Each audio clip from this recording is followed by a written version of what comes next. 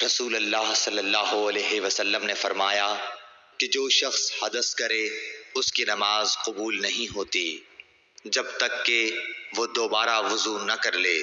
حضر موت کے ایک شخص نے پوچھا کہ اے ابو ہریرہ، حدث ہونا کیا ہے؟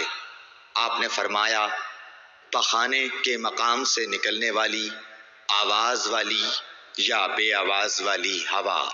صحیح بخاری حدیث نمبر 135۔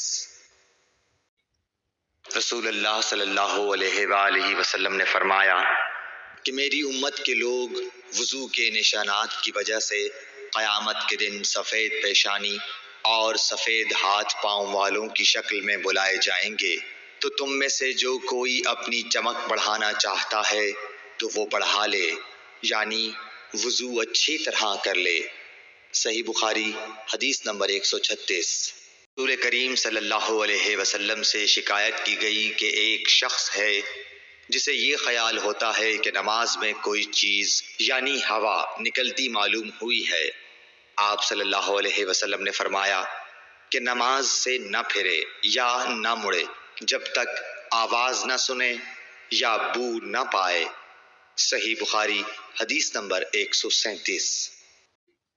نبی کریم صلی اللہ علیہ وسلم سوئے یہاں تک کہ آپ خراٹے لینے لگے، پھر آپ نے نماز پڑھی، اور کبھی راوی نے یوں کہا کہ آپ صلی اللہ علیہ وسلم لیٹ گئے پھر خراٹے لینے لگے، پھر آپ صلی اللہ علیہ وسلم کھڑے ہوئے، اس کے بعد نماز پڑھی۔ پھر سفیان نے ہم سے دوسری مرتبہ، ابن عباس رضی اللہ تعالیٰ عنہ کہتے تھے کہ ایک مرتبہ میں نے اپنی خالہ ام المومنین حضرت میمونہ کے گھر رات گزاری تو میں نے دیکھا کہ رسول اللہ صلی اللہ علیہ وسلم رات کو اٹھے۔ جب تھوڑی رات باقی رہ گئی تو آپ صلی اللہ علیہ وسلم نے اٹھ کر ایک لٹکے ہوئے مشکیزے سے ہلکا سا وضو کیا۔ عمرو اس کا ہلکا پن اور معمولی ہونا بیان کرتے تھے، اور آپ کھڑے ہو کر نماز پڑھنے لگے تو میں نے بھی اسی طرح وضو کیا جس طرح آپ صلی اللہ علیہ وسلم نے کیا تھا، پھر آ کر آپ کے بائیں طرف کھڑا ہو گیا۔ اور کبھی سفیان نے ان یسارہ کے بجائے ان شمالہ کا لفظ کہا، مطلب دونوں کا ایک ہی ہے۔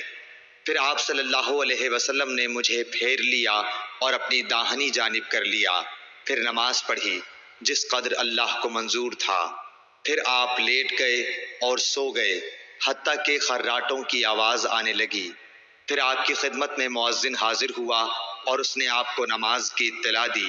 آپ صلی اللہ علیہ وسلم اس کے ساتھ نماز کے لیے تشریف لے گئے، پھر آپ نے نماز پڑھی اور وضو نہیں کیا۔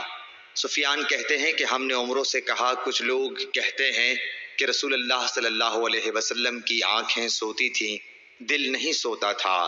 عمروں نے کہا میں نے عبید بن عمیر سے سنا، وہ کہتے تھے کہ انبیاء علیہ السلام کے خواب بھی وہی ہوتے ہیں۔ پھر قرآن کی یہ آیت پڑھی، میں خواب میں دیکھتا ہوں کہ میں تجھے ذبح کر رہا ہوں۔ صحیح بخاری حدیث نمبر 138۔